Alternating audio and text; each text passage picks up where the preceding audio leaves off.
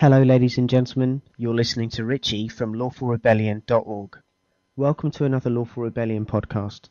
Today I have with me Freeman Michael from freetheplanet.net. I think the best way to introduce my research into mortgage law is to say that I come at this without any emotional attachments because I don't have a mortgage in any of my names. So there's no self-interest here. Even though I am representing the interests in a mortgage-related matter of my own family, none of the interests are specifically mine. Nevertheless, because I come at it from that kind of perspective, because I'm not up against the kind of pressure that most people involved in mortgage issues are under, and this is a kind of pressure that can see people buckle into things like nervous breakdowns and all kinds of physical ailments because the pressure is relentless when you're in that situation. And the most surprising thing about mortgage law in this country, let's just put the rest of the world and what's going on in the US to one side. What's going on in this country is mortgage law is not being applied for the benefit of the people. It's being applied only for the benefit of the banks. And the evidence that this is happening is contained in a very explicit statute called the Law of Property Miscellaneous Provisions Act 1989. Section 2 of that act prescribes that every single mortgage contract must contain all of the terms and conditions which have to have been expressed in advance of the execution of the contract and agreed between the parties, individually negotiated. That document also has to bear the signature of the mortgagee, the bank, and the mortgagor, the customer. And if it does not, that mortgage contract is null and void. And the legal effect of a null and void mortgage contract since 1989 has been to render the situation as if no mortgage arose, which means the legal charges that arose from any mortgage contract which falls foul of Section 2 of the 1989 Act are automatically considered nullities. However, unless the mortgagor is able to demonstrate this sufficiently to the land registry, the land registry will just presume that the mortgage, i.e. the charge that they're holding on their register for the benefit of the bank, is a valid one. Now, because of this, quite a few people in this country over the last 6 to 9 months have attempted to obtain court orders directing the land registry to remove the unlawful charges from the register. And thus far, I'm not aware of anyone being successful doing this. From my own perspective, I've been involved since February 2010 in a matter between one of the oldest banks that's been getting away with fraud on these islands and a family property trust. And the issue began when the family property trust, in good faith that a mortgage of property arose from a genuine bona fide loan of money from the bank, they presented a promissory note made payable to bearer, which is just as good as cash, regardless of what people will tell you, especially members of the legal professions, but we'll leave that to one side for the moment. That this was presented to a director of the bank. The bank, over the period that followed, refused to accept the note on 2 occasions and claimed that nobody at the bank or at the banking group which owned the bank had any cognizance of a transaction which involved the deposit of a promissory note made payable to bearer into a private trust account in order to create a line of credit which is transferred into a public account where it can be accessed. Now, for them to do that, they will have to have no knowledge of an Act of Parliament that was specifically dealing with the business of that very bank. And the bank we're talking about is the Bank of Scotland. And the Act we're talking about is the HBOS Group Reorganisation Act 2006, which specifically states in one of its schedules that the business of the bank includes, without any limitations at all, the business of accepting promissory notes on deposit for purposes that include the settling of any and all liabilities, and the HBOS Reorganisation Act is probably the closest to an accurate description of the modern business of banking. What they do in that act is they lay it on the line exactly what their business is, because they were splitting up each bank that became part of the group. They were consolidating assets, so they also wanted to share equally all of the business of the bank. So they expressed it in the statute which reorganized the banking group. So, hold on. I mean, as soon as you say that, trust jumps out at me.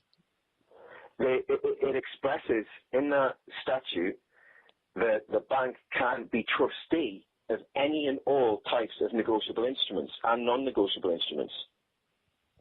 Why did they have to put that into an act? You know, that's the question that I've often asked, and never quite being able to come up with a plausible answer. There are many legal researchers right across the world over the course of the last decade who've proven beyond doubt that the law states very clearly that promissory notes are just as good as cash in certain circumstances. And the law prescribes this very, very clearly in the Bills of Exchange Act and in subsequent pieces of case law. Lord Denning in the Court of Appeal, he basically said, in the words to the effect of, it's been said many times in this court, meaning the Court of Appeal, that a promissory note is as good as cash unless there's a good reason to the contrary. And a good reason to the contrary is that you are contractually bound not to pay with a promissory note. However, that contractual obligation will be deemed unconscionable because in equity, nobody can be prevented from using a lawful means of payment. There are certain promissory notes which are different to promissory notes made payable to bearer. If it's made payable to bearer, the maker of the note is considered to be accepting the note upon signature.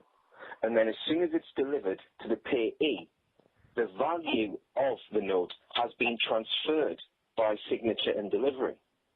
The only difference between a promissory note made payable to bearer and a banknote made payable to bearer is the banknote can be reissued again and again after payment, whereas the private promissory note is retired after it's fulfilled its purpose.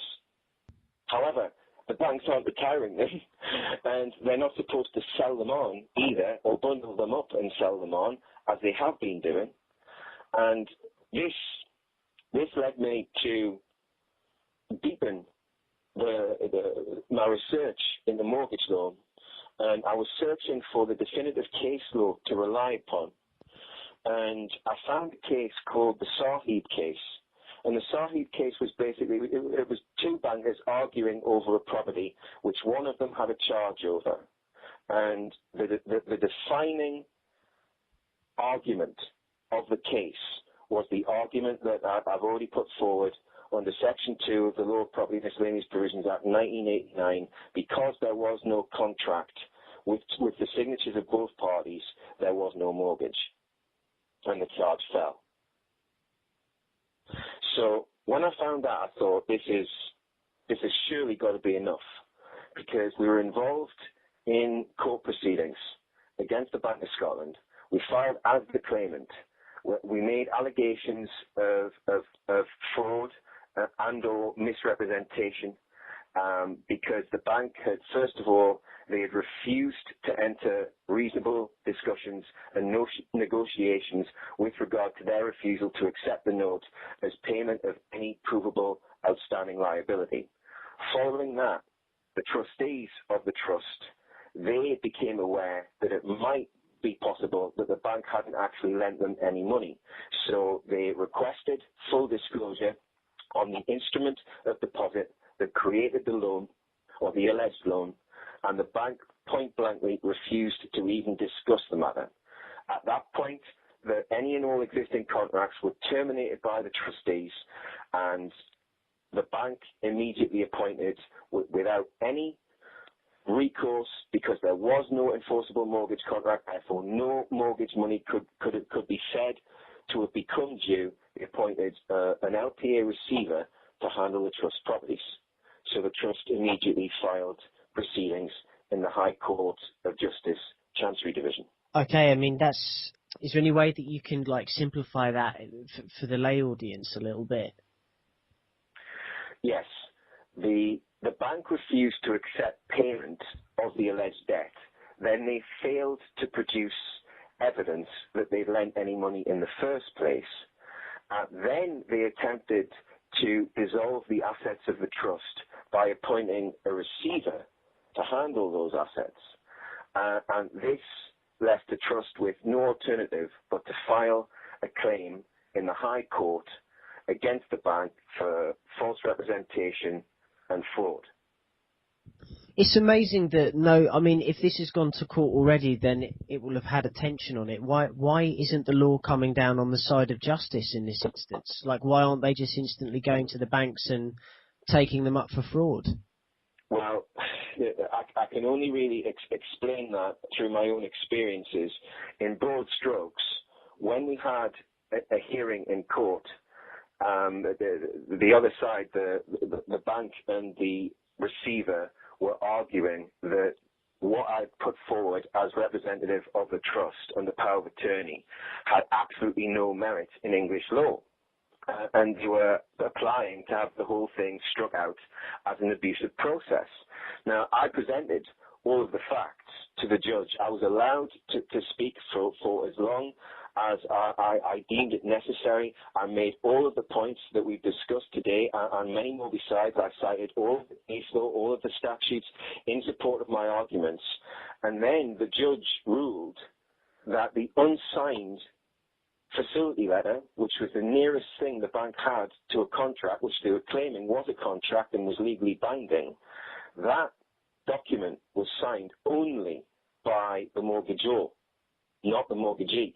The bank had failed to sign it, and the judge inexplicably in the hearing, despite the fact that I just said it's unsigned, look, it's in the bundle, the judge stated that the document was signed by both parties and that therefore it was an enforceable contract.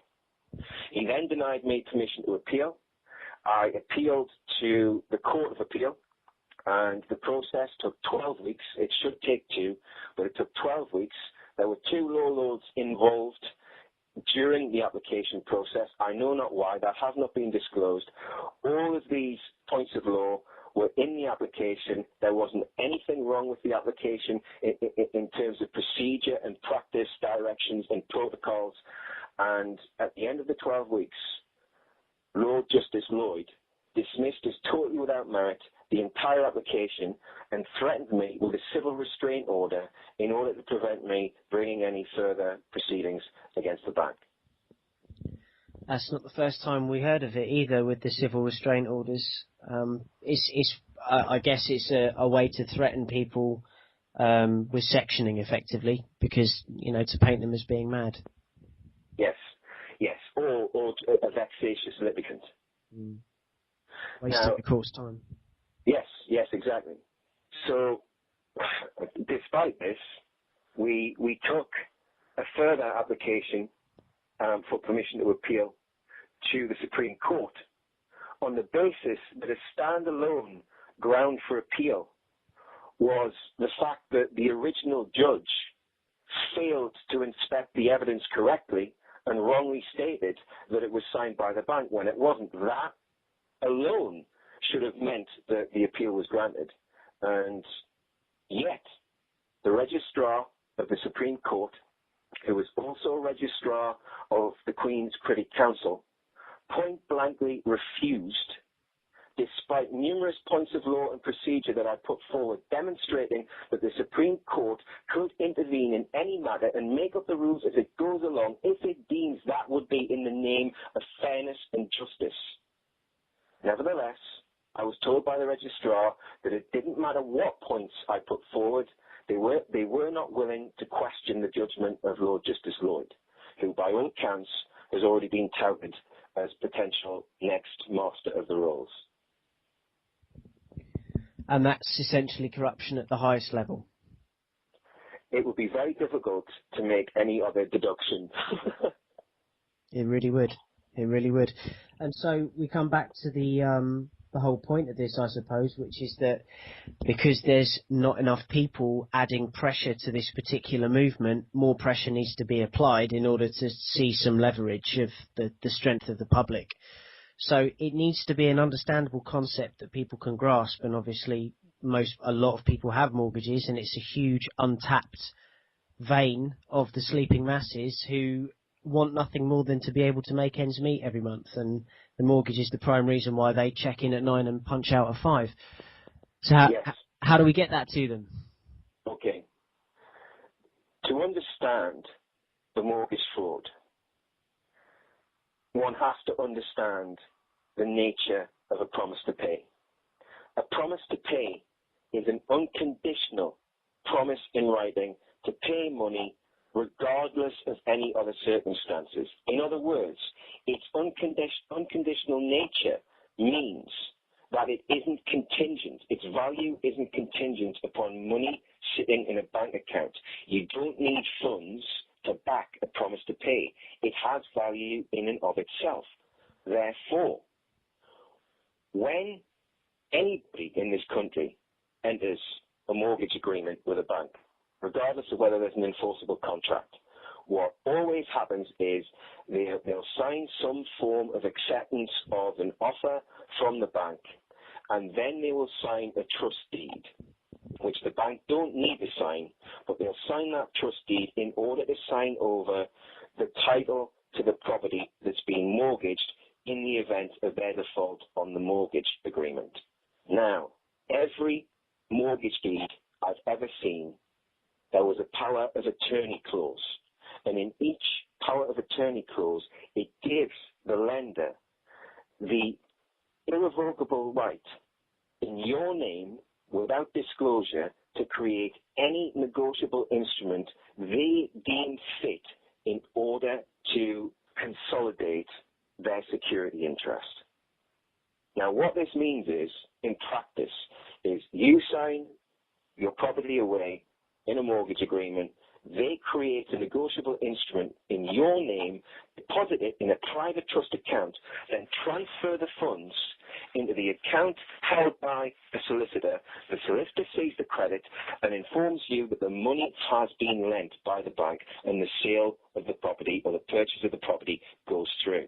However, that legal representative has no cognizance of whether money has been lent or credit has been extended. So that's an issue in and of itself. But in terms of the promissory note, you have already paid for your property, and yet they pretend that they're lending you their money at interest over 25 years. Okay, there are two ways that the money can be transferred. One way is by them depositing actual money in the suspense account, and the other is a transfer of credit.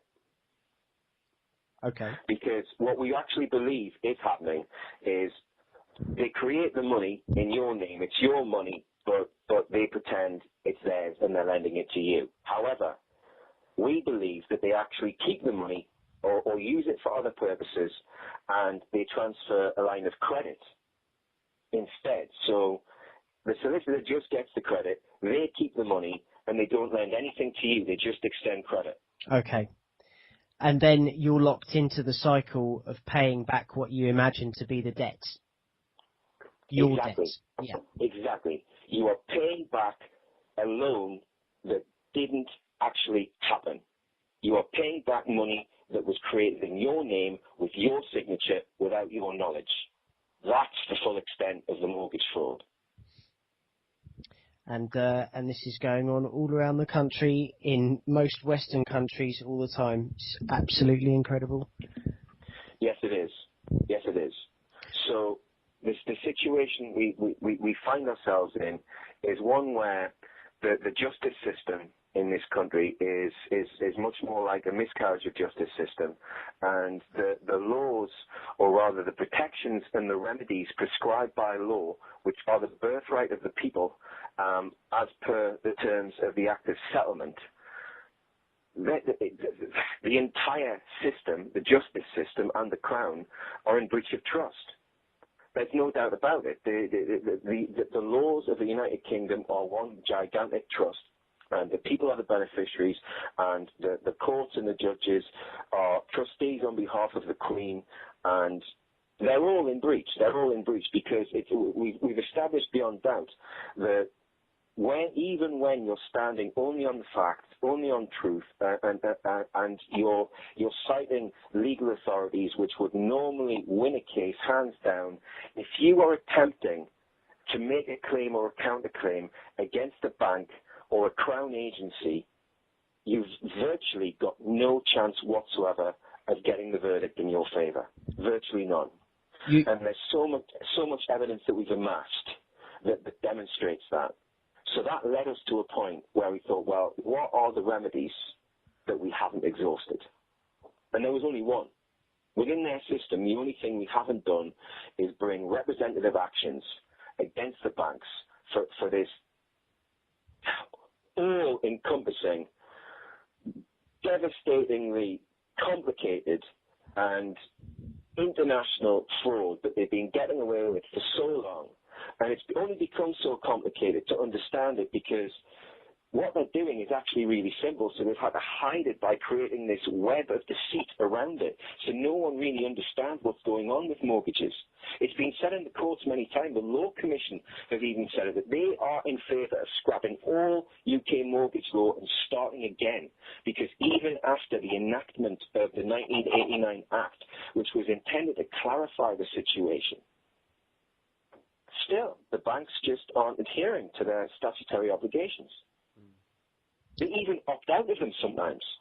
You'll see in terms and conditions that the banks issue that they're deciding that they're not going to apply a certain statute in this case, or this section of this specific statute will not apply to this contract. And they're thereby proving beyond doubt that statutes require consent. And I think it's a given that most people don't read to the full extent of the contract stipulations that are handed out when they go about mortgages anyway. This is another problem. We have to take responsibility for it because it isn't just about the deception and crimes of the banksters. It's about our complicity in what they've done, because we haven't taken responsibility for our own lives and our own actions. And we haven't, as you quite rightly say, we haven't even read the terms and conditions of the contracts that we think we're entering into. And it really is that simple. Above all, it comes down to consent. It's the underpinning of absolutely everything that happens, both physically, practically, but also when it comes to this whole system of deceit. It still rests upon this fundament of consent, whether it's implied, assumed, or otherwise. Yes. And really just taking the responsibility of withdrawing that consent, of just taking that simple step on a broad scale, would actually bring it down without the need to understand the complexities that surround the simple truth of the deception in mortgage. That's right. And the mortgage word itself, it's gone back to death grip in French. Mortgage is death grip when you break it down. So it's pretty interesting that they called it that. It is, yes, no doubt. No doubt. So I mean, moving forward, then, what do you perceive the next steps to be? I mean, I've been picking up the emails off you, obviously, with the banker busters and everything. What do you see happening next? We're in the process of organising the first round of representative actions against the mortgage bandits. The plan is sometime over the next 6 to 10 weeks to file claims representative actions against several of the banks on the same day at the same time in every district registry. And thus far, we have over 200 mortgagors who've expressed their intent to become part of the claims. But the beauty of bringing representative actions is, as long as you demonstrate that everybody pretty much has the same claim, you don't have to have the authorization of anybody that you're representing. In other words, if you have proof that your claim is true and it's happening to everybody, you can bring that claim into a court. Whether you're going to get the result or not, whether or not justice is going to be seen to be done, that's a different matter. But our intention is, and this is something which we're not hiding, this is very much happening under the radar. There won't be a big fanfare about what we're doing because it isn't necessary. We already have all of the people coming together that we require in order to demonstrate one way or another whether or not justice is obtainable for the people against the banks. And if it's not, then we have prima facie evidence that the entire legal system of this country should be declared null and void